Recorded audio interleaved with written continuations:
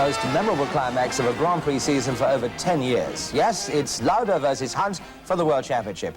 We've got some marvellous extended coverage of this final cliffhanging finish for you, and that's just minutes away. But first, let's recap on this dramatic seesaw season to put today's story into perspective for you. The early part of the season belonged to the reigning champion, Niki Lauda. And when at the end of May he won the Monaco Grand Prix, he had won 5 out of the first 6 to take an overwhelming lead in the championship. 5 wins and a second gave him 51 points. Ferrari teammate Regazzoni was second on 15, and Hunt was nowhere with 6. The Paul Ricard circuit staged the French Grand Prix and marked the halfway point in the championship. Crucially, Lauda failed to score for the first time, and more importantly, Hunt won. The Hunt-McLaren appeal against disqualification in the Spanish Grand Prix was upheld, and suddenly Hunt had won 2 races in 2 days. The table now looked like this. Hunt was in the reckoning. He had now accumulated 26 points to Lauda's 52. Next was Brands Hatch, and at the height of a hot English summer, Britain's hero took on the might of Ferrari in front of a huge partisan crowd.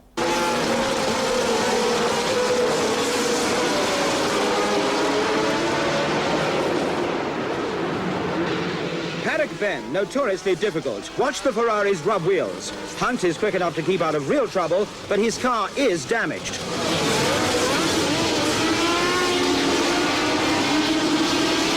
Well, the race was stopped, and during the ensuing 50-minute delay, the McLaren team pulled out all the stops to repair their #1 car, in which Hunt sets out for the second time. Andretti can't start. Amazingly, everyone avoids him, but Hans Stuck takes to the grass.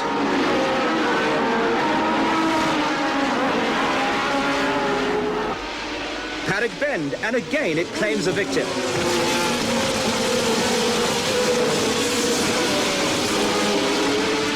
At the back of the field, Edwards tangles with Evans, and car 25 retires after 100 yards. Down the long straight to Hawthorne, Lauda can't shake off Hunt.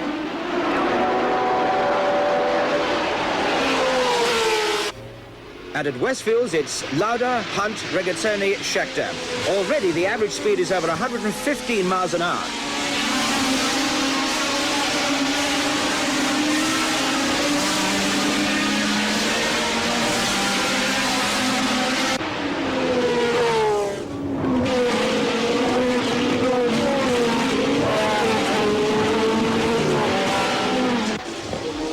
As lap 45 starts, Hunt makes his move. And behind the trees on Druids, he gives the home crowd what they've been waiting for. The red and white car number 11 is in the lead.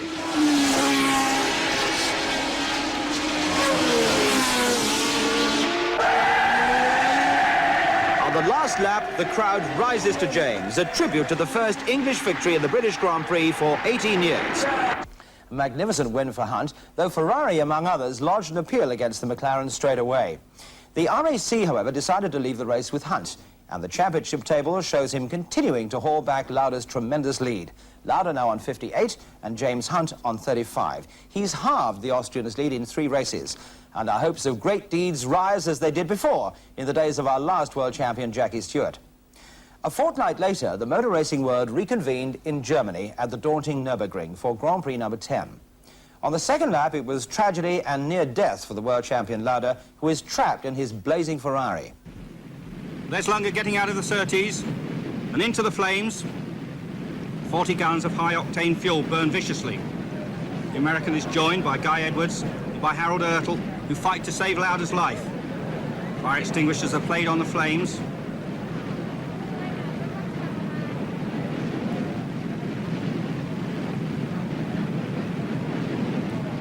And after 40 seconds, which must have seemed like hours, Lauda is finally dragged clear from the burning inferno. The race, of course, is stopped, and there's a Grand Prix traffic jam. And the wreckage of Lauda's car is hoisted onto a tow truck. Lunger's car is obviously written off. There's the charred wreckage of the Ferrari. And there's the ex-James Hunt car driven by Ertl. That too, written off. Well, unbelievably, Lauda survived. As you heard, the race was stopped, and it was Hunt who won the rerun in fine style. Lauda's miraculous recovery meant that he'd missed only 2 races the Austrian Grand Prix, in which Hunt was fourth, and the Dutch, which Hunt won. Now, at the end of August, the table is looking positively rosy for Hunt. On 56 points, he is only 2 behind the champion and has pulled clear of both the Tyrrell drivers. Lauda, after only a 6-week break, staggered the world and his doctors by returning to the track at Monza for the Italian Grand Prix. Here, another problem for James Hunt. The mysterious quibble over octane ratings of the McLaren fuel put Hunt to the back row of the grid. He failed to score, while a badly scarred Lauda finished a courageous fourth, a truly remarkable comeback drive which edged the Austrian into a 5-point lead. By the time the Canadian Grand Prix was due to start, Hunt had suffered yet another reverse of fortune. Following an appeal by Ferrari, motor racing's governing body awarded the British Grand Prix to Niki Lauda, disqualifying Hunt. And that's created overnight a gap of 17 points between the Austrian world champion and his British challenger. Well, the true character of both man and machine were now called to question, since with only 3 races left, Hunt had to drive both consistently and aggressively. Not only had he to finish all 3 races, he also had to win them. Canada's Mosport Park saw a marvellous duel between the Hunt, McLaren and the Patrick Depailler six-wheeler. Hunt winning by a narrow margin from the Tyrrell. Vitally for the Britain's chances, Lauda was beaten out of the placings. The gap narrowed to 8 points. So to Watkins Glen and the penultimate race of the championship. Once more, there is a tremendous duel between Hunt and a Tyrrell six-wheeler, this time driven by the consistent South African Jody Scheckter. Is Hunt going to make a passing move? He's definitely lining up at the end of the straight. Hunt alongside.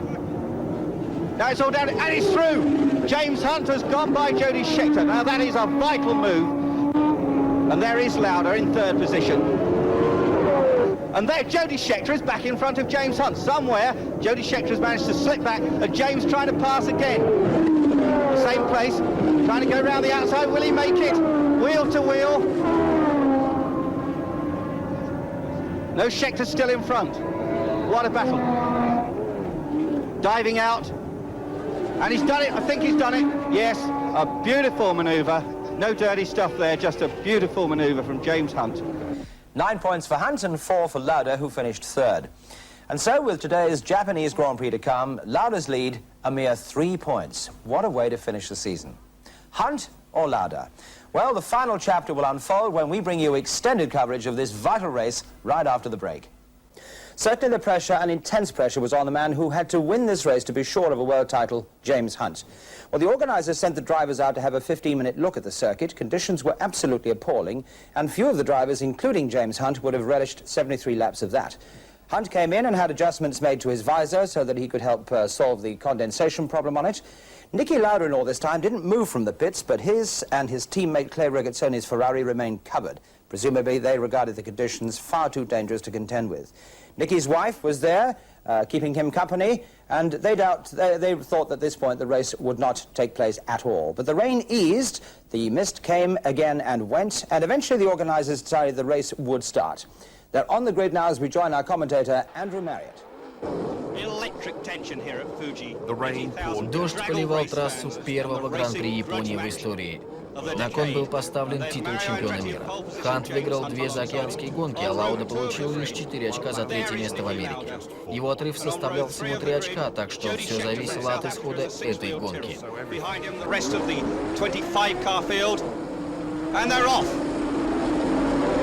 Clouds are straight. James Hunt is edging into the lead. That first corner could be very dodgy. Let's just look. It looks as if James Hunt's in front. John Watson on the right-hand side of your picture there. Mario Andretti. Watson twitching, but it's James Hunt in the lead.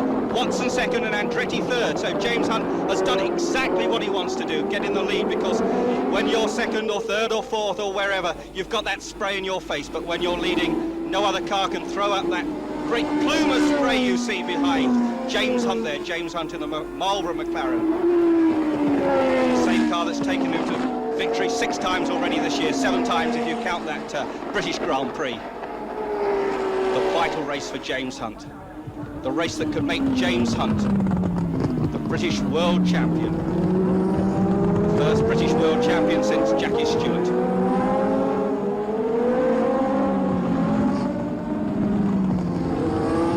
That's Ronnie Peterson. Ronnie Peterson's slowing down. It looks as if he's some problem there, perhaps an engine failure. Ronnie Peterson's definitely out of the race. What a shame for Ronnie, the Swedish driver. His last drive, of course, for the March team. But look at that mist. How can they drive through that? James Hunt, you can see now why the race was delayed an hour and a half. This mist rolls down from Mount Fuji and then just as quickly rolls back again. But James Hunt's making no mistakes, completing the first lap, throwing up clouds of spray.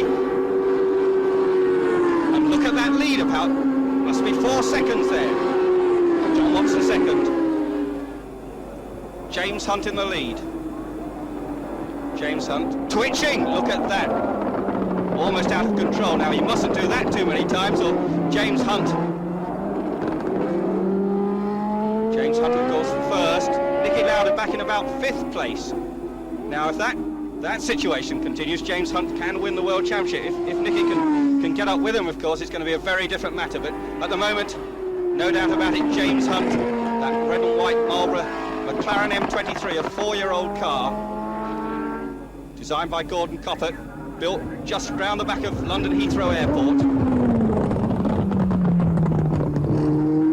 James Hunt, of course, only 2 Englishmen have won the World Championship before. Mike Hawthorne and then Graham Hill. And there's Mario Andretti in 2nd place, I think.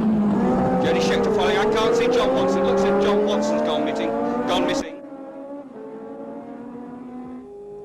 Mario Andretti, the American, has won 1 Grand Prix in the past, way back in 1971 when he drove for Ferrari in a 3rd car in between his American commitments. He won in South Africa. He won a non-championship race as well at the Ontario Circuit in California, but only 1 win, 1 Grand Prix win for Andretti. James Hunt is the leader of this race. Streaming track, really got to pick his line. And there's Jody Scheckter going down the inside. Perhaps he thinks there's better grip on the inside and making a challenge for 2nd place from Mario Andretti. Mario Andretti 2nd at the moment, Scheckter trying hard for 3rd place. Here's Hunt feeling his way. Very fast track, this Fuji circuit. In the dry they lapped at 134 miles an hour.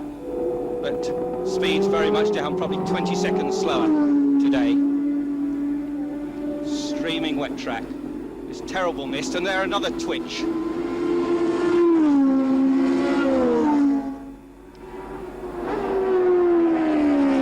Vittorio Brambilla in the orange March. Always a charge of Brambilla. The March is reputed to go very well in the wet weather. They've always been quick in wet weather races. Brambilla could be quite a threat in this race.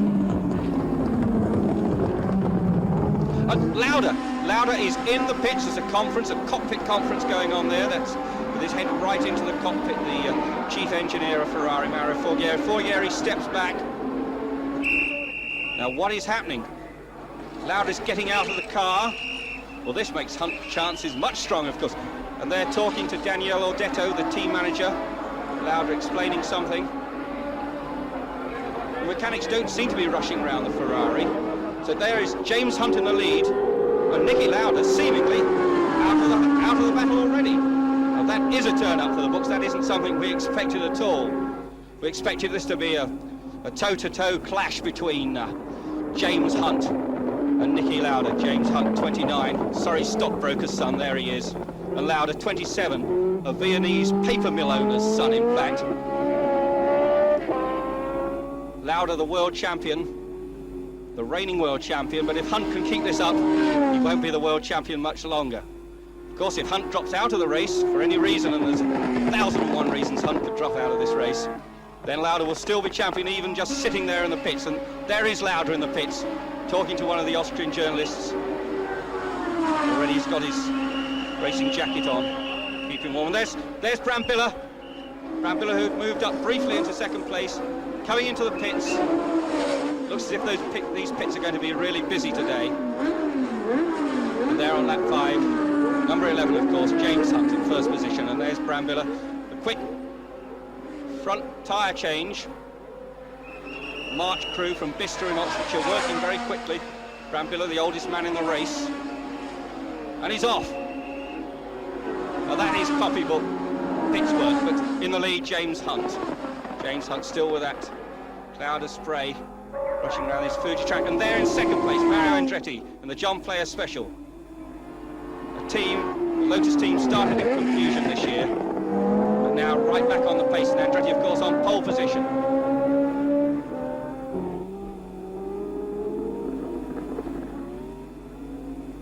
Andretti, Brambilla, and there's the Japanese driver, Hoshiino, in the Tyrrell. Doesn't look like a Tyrrell because it's got a restyled nose, but a Tyrrell 007, the older four-wheel type. Nevertheless, there he is. And he's up to 4th place. A quite incredible drive. There's 3 Japanese drivers in this race. Now, there's never been a Japanese driver in a Grand Prix before. To see one in 4th place, well, that is unbelievable. The lap record holder at Fuji, however, this Kazuyushi Hoshino, a 29-year-old driver, normally races a Formula 2 March Tyrrell. A lot of experience around this circuit. Now, can that Japanese keep up that position? There's his pit crew, obviously delighted, but it doesn't show on the Japanese face, of course. Brambilla leading Andretti. The spray hanging in the air. A wet, damp, unpleasant day here at Fuji, and there's Andretti. Unpleasant it may be, but he's out to do the job of driving a racing car, and it's something he does supremely well.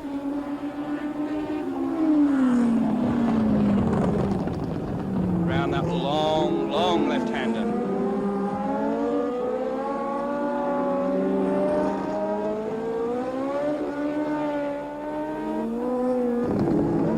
James Hunt in the lead, thinking he's part of the track. Now there's no doubt about it, Brambilla is catching Hunt. Brambilla in that orange march. There's third man Andretti. Mario Andretti twitching the car a little bit. There's Jochen Mass in 4th place, the teammate, of course. And there's Depay trying to drive past the other Tyrrell. He's probably the car that Depay himself used to drive.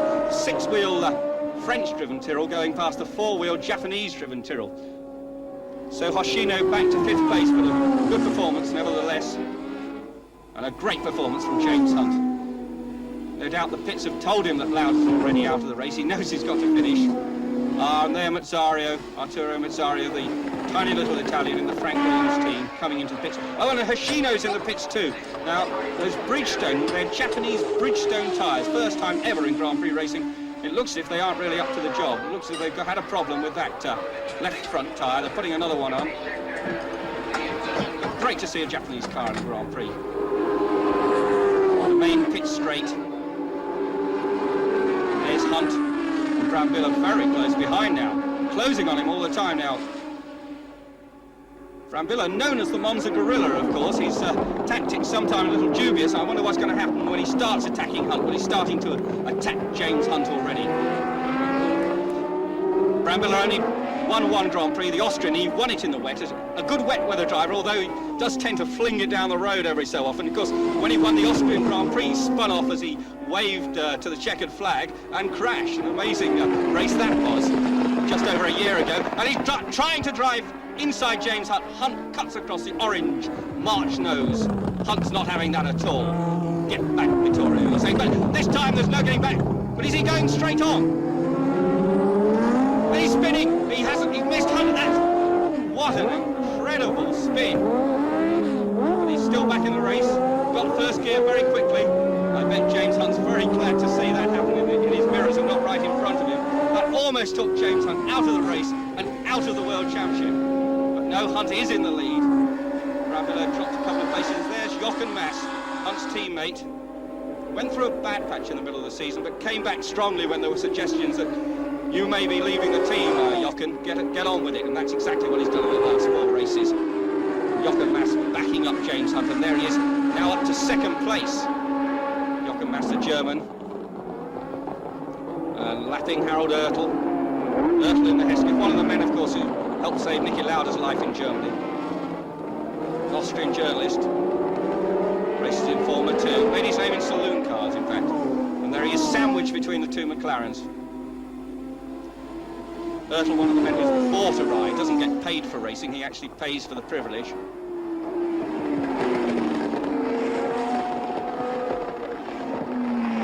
With Hunt and Mass, now while Mass is 2nd, that's a good place for the Tyrrell to be in. Hunt first, Mass 2nd. And now Oertel following the 2 McLarens.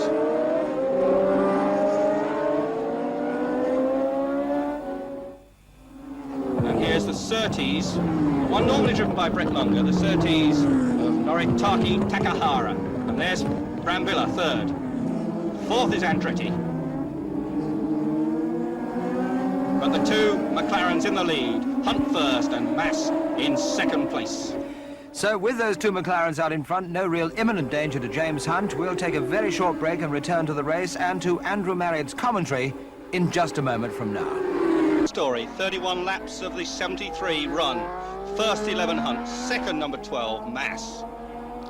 Third Pache, fourth Brambilla, fifth Andretti and sixth Watson. Watson who spun off early but is back in the race. But it's James Hunt in the lead. The Surrey driver now lives in Spain, followed by the German driver Jochen Mass, former merchant seaman, comes from Cologne. Now it looks as if they're about to overtake Mario Andretti, who's running strongly. This pair really run through the field, a lot of retirements, a lot of cars dropped out. And the two McLarens running in fine convoy there. There's Gunnar Nilsson, not Andretti. Gunnar Nilsson they're about to lap. The young Swedish recruit to the Lotus team, lying about 8th overall. Oh, and look at Mass. Mass has had an accident. Look at those sparks. Jochen Mass in real trouble. So it isn't a McLaren 1-2 anymore. Jochen Mass is going to have a bit of explaining to do when he gets back to the pits. Seemingly lost control on the fast right-hander. Crunched into the Armco barrier, ran all along it, and there, well, the picture tells the story, doesn't it? That right front wheel crumpled back at 90 degrees. Mass walks away, his pit's looking out for him. That's young Steve Bunny's mechanic. But the yellow flag to warn other drivers, there's a car partially blocking the track, not actually on the racing line, thankfully. Difficult to remove that car with one wheel bent back like that. James Hunt in the lead. That's one thing James Hunt doesn't want to do. He possibly saw that happen in his mirror. His pit's in the inset there, and he's about to catch Alan Jones. And he's waving now. He's either waving to the pits or to Alan Jones. I don't think he's close enough to Alan Jones to wave him out of the way. His pits are probably waving a tyre at him to say, do you want to come in? Do you want to fit slick racing tyres? Because this circuit here at Fuji is drying out. And he's waving to them saying, no, I'm happy at the moment. Those front tyres are only about 2 feet in front of me. And I can see what they're doing. Hunt will not only be looking at the racetrack, he'll be looking at the tyres, looking in his mirrors at rear tyres to check their condition, and looking at the front tyres. It's the front tyres that are likely to go off. What happens is these racing tyres, which are grooved, not like the Racing 6, they've got big grooves in them. When the circuit dries out, they overheat, and then lumps of rubber start to fly off. Now, Hunt will notice that. He'll have lumps of hot, sticky rubber whistling past his ear, and he'll know when to come in. Hunt, a master tactician at this sort of thing, in fact. Hunt, of course, won his very first Grand Prix, the only Grand Prix he won for the Hesketh team, the Dutch Grand Prix, a couple of years ago, by making a tactical pit stop. And similar conditions to this. It was wet, then it dried out. Hunt chose just the right time to come into the pits, and later he fought up a determined challenge from Lauda. First time the pair really knuckled up to each other. This season they've been knuckling up to each other all season. Well, not in this race, because Niki Lauda retired on the second lap. When we hear it was because he thought conditions were just simply too bad to carry on. A couple of other drivers, Kарлush Pache, agreed with him, but James Hunt didn't. James Hunt continued to race. That's what he's paid to do, and that's what he's doing. And there's somebody stopped. Looks as if the engine's blown up. Hans Binder, the Austrian, young Austrian, having only his second Grand Prix. That's the second Williams car. We saw the other one at Mazzario come into the pits. Young Binder, normally seen in Formula 2, and he's definitely out of the race. In fact, he just sneaked in on the back of the grid on the last position, on 25th position. A special concession was made to let him get into the race. He needs some sort of special concession, or some sort of concession to push the car off the track right now. But it's not in anybody's way. And there is Alan Jones in that controversial Sёrtise.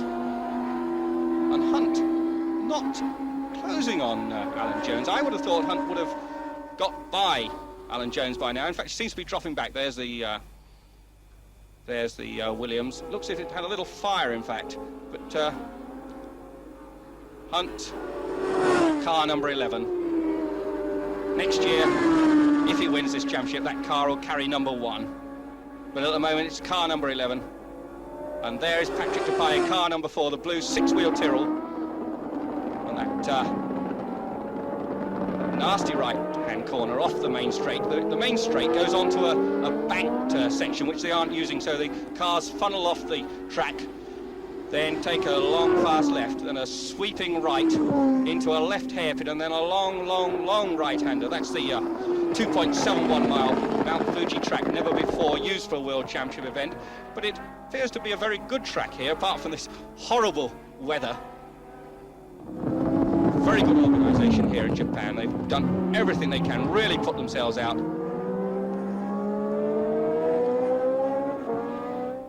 Hunt choosing his line. You can see the drying line there, but Depailler closing on him. Patrick Depailler never won a Grand Prix. There's Gunnar Nielsen. Depailler from Clermont-Ferrand, central France. Learned to race round the local Clermont-Ferrand track on a moped, believe it or not. Patrick Depailler, 31 years old, married, has never won a Grand Prix, has led them, has finished in second place on 4 separate occasions, and has never taken the victor's laurels. Maybe he thinks that today, here in Japan, at the end of the season, he has a chance. It wouldn't stop James Hunt winning the World Championship. Something flew off Hunt's car there. I think that was a bit of tyre tread. You may just have got in your picture. Something shooting up. One can't see it by scrutinising that car closely there, but maybe Hunt's in tyre trouble. We'll have to wait and see. Certainly he isn't closing on Alan Jones. Alan Jones in the Durex Syrtis has pulled away from him. So the pace of Hunt slackening, but still very much looking like a world champion. But in motor racing, anything can happen. We've seen people run out of petrol on the last lap. We've seen them crash on the last corner even. And James Hunt knows that better than anyone. The race is only over when the checkered flag comes out. Car bucking about a bit. 480 brake horsepower from the Ford Cosworth engine. Tuned by McLaren's own man, John Nicholson, a racer himself.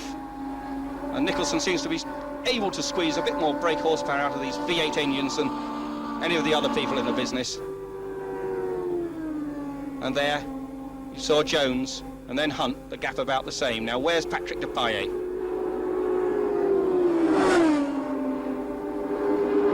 Fiberglass nose section pressed in a little bit there by the air pressure, I noticed.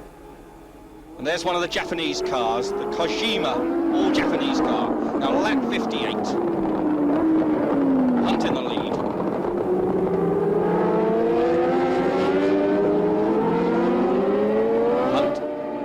Good squash player in his time, county standard, and a very good backgammon player, I might tell you as well.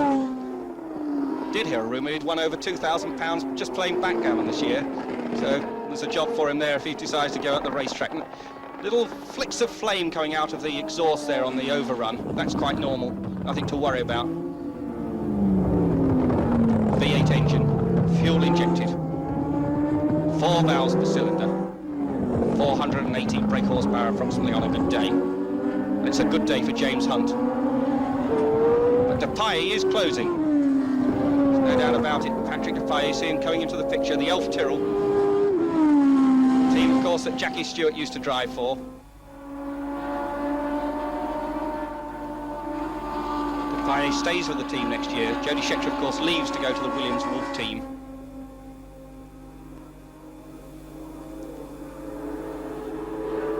No doubt thinking about tactics. He can see Depailler in his mirror.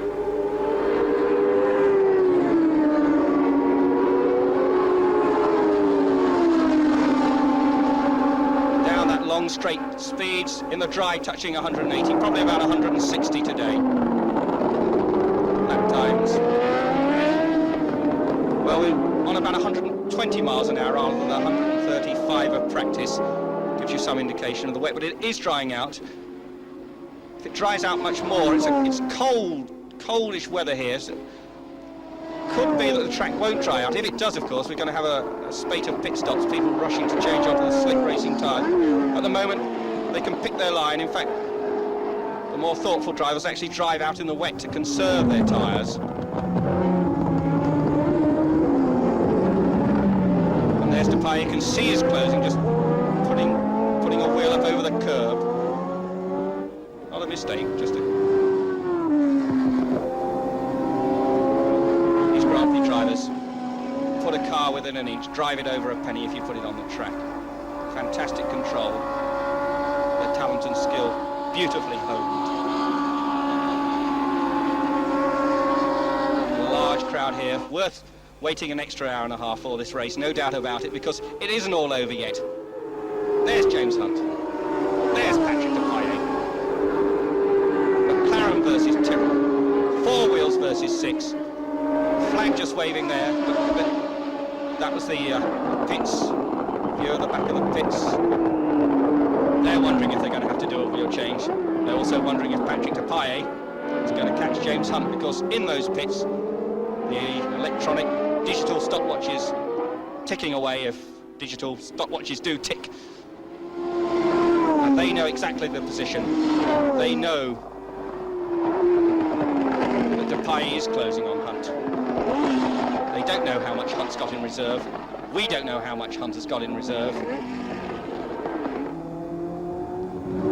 But out in front, where he's been for most of this race,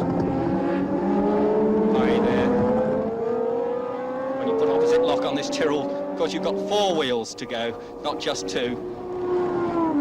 Still a great plume of spray. All the engines, of course, well protected with grease to stop them drowning out. And there's a shot of an empty pit against the pit rail. Photographers, fans, hangers-on. And there Depay having a challenge at James Hunt, trying to go down the inside. Depay definitely nearer now.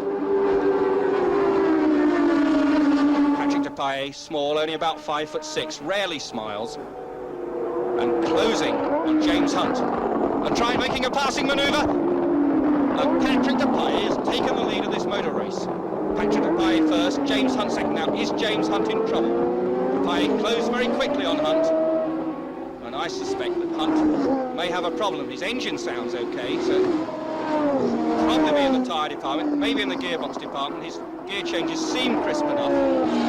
So perhaps he really is having a battle with his tyres. So he's going out wide there, keeping in the wet section of the track rather than the dry.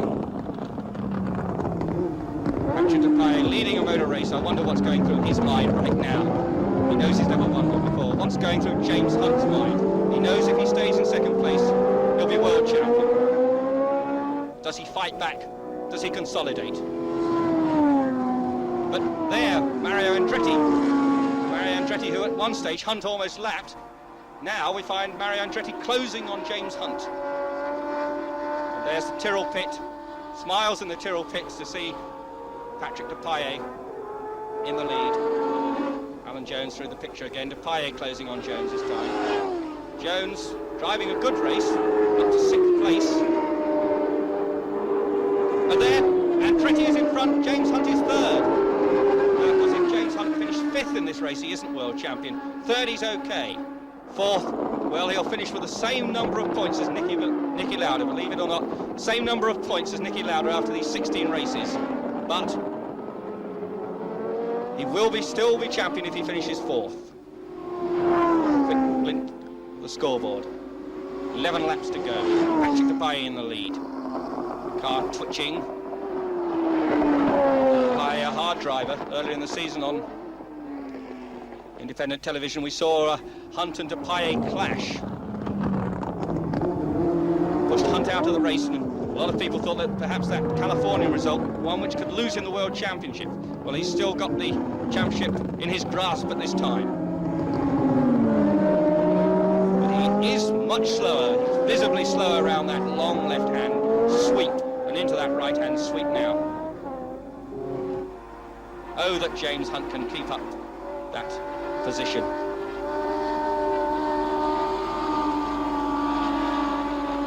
Beautiful picture there from the satellite of Patrick Depailler.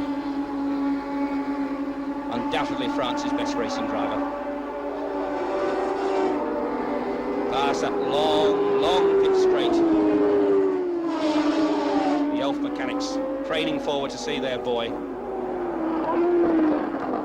Mario Andretti now closing on Depailler. What a turnout for this books. This last third of the race really has changed the fortunes. Now it's Depailler first, but pressure coming on from Mario Andretti. He's only won one Grand Prix.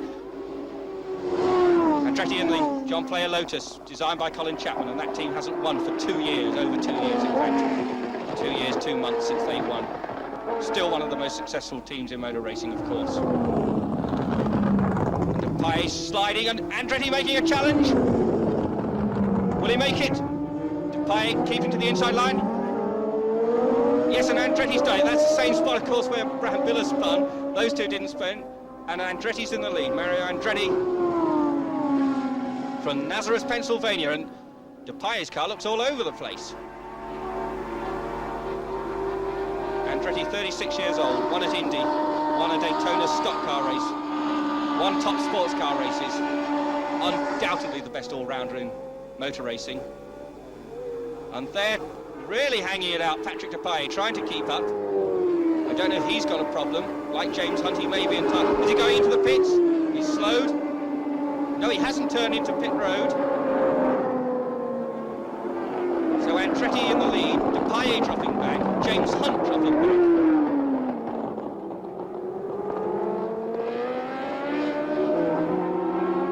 John Watson, I hear, is out of the hunt. The other British drivers, John Watson and Tom Price, not their day, but is it going to be James Hunt's day? He remains in third place. Yes, it is. Mario Andretti. Oh. Definitely trouble with the Tyrrell car there. And look at that tyre, completely flat. All the air has come out of that big, fat racing tyre. Probably through overheating rather than actually a puncture. And look at those sparks! That car's running on the rim, and Depailler still probably going faster than you or I would go in a road car with a completely flat tyre, and sparks cascading out of the back of the car. Now, that can only do harm. That sort of bumping and crashing could damage the rear suspension. Depailler pressing on, smoke coming out of the tyre. It's obviously getting very, very hot now. He must be cursing to himself, French oaths, no doubt, under that blue and red crash helmet. And the sparks still flying as other cars go by. Patrick Depailler with a 6-wheel Tyrrell. Now, what must Ken Tyrrell be thinking now? The fatherly figure in the Tyrrell team, the man that's built a team up from nothing, the team that made Jackie Stewart the world champion.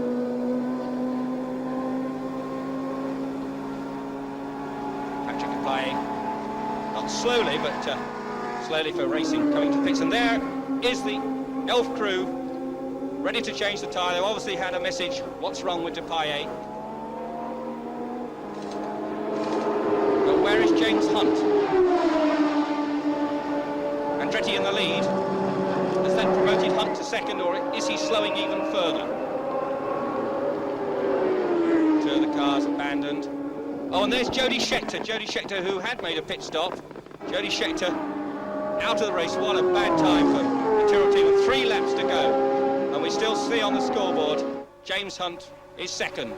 Third, Regazzoni. Fourth, Alan Jones. Fifth, Gunnar Nielsen, and that's showing Harold Ertl sixth. And James Hunt is in the pits. Look at that, left front tyre, right front tyre, sorry. No tread on it at all. And the other one is flat.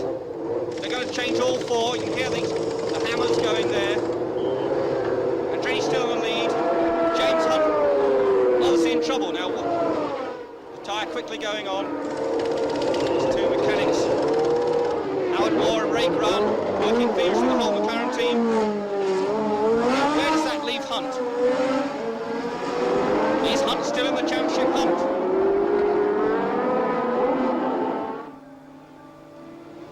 That charts are getting confused here. James Hunt back back in the race.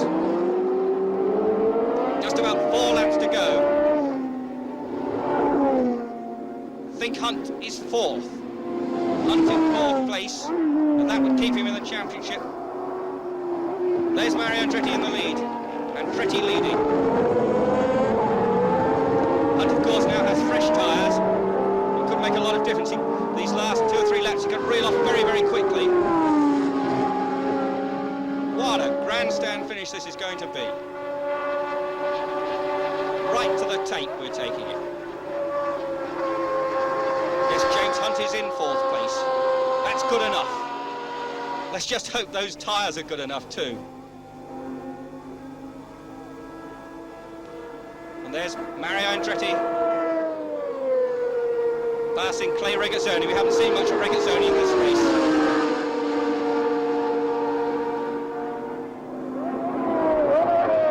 Mario Andretti, he certainly looks assured of his second ever Grand Prix win. But we've seen Hunt lead, we've seen Paye lead, we've even seen Brambilla lead for about half a second. Mario Andretti, Nazareth, Pennsylvania in the United States, born in Italy, moved to America when at the age of 16.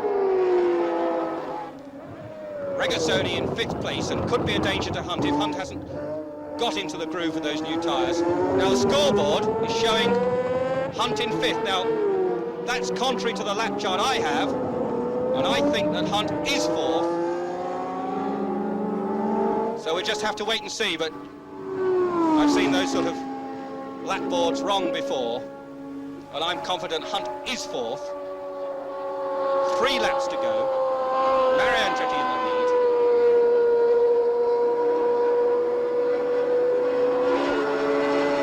Scoreboard actually showing Regazzoni 2nd, well that's definitely wrong.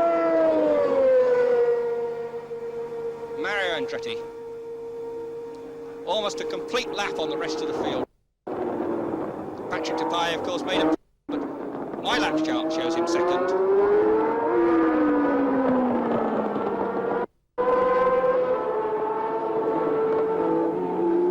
A cliff-hanging finish to the 16th and final round of the 1977 Motor Racing World Championship. What a championship, what a series it's been. Mario Andretti. Car that's soon to be superseded. John Player special. Team must be delighted after 2 years of trials and tribulations, losing their top driver Ronnie Peterson, to see Mario Andretti leading for Lotus. And look at that, Hunt going past Alan Jones. James Hunt has gone past Alan Jones. That assures him of 3rd place. Hunt moves up to 3rd place in front of Alan Jones. Alan Jones holding the highest position he's ever held in a Grand Prix. Superb drive in the Syrtis, but no match for James Hunt. Mario Andretti on his way to victory.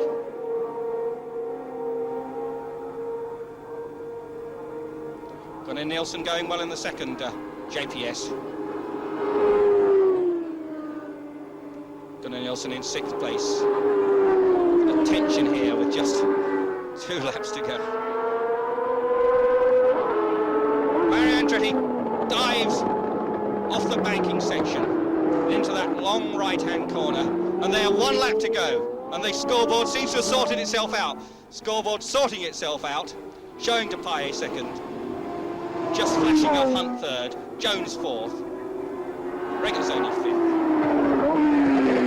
6th place Gunnar Nilsson. Gunnar Nilsson, teammate to this man, Mario Andretti. 2nd oldest man in the race, born in Trieste in Italy, but naturalised American. An out-and-out racing enthusiast. Nothing Mario likes better than to talk about racing. But what about James Hunt? James Hunt, he's 3rd now. It looks as if he's going to be Britain's new world champion. What a moment for Hunt. What must he be thinking right now? Will the car hold together? Is the engine still holding its oil pressure? Are the tyres still holding all their air? Mario Andretti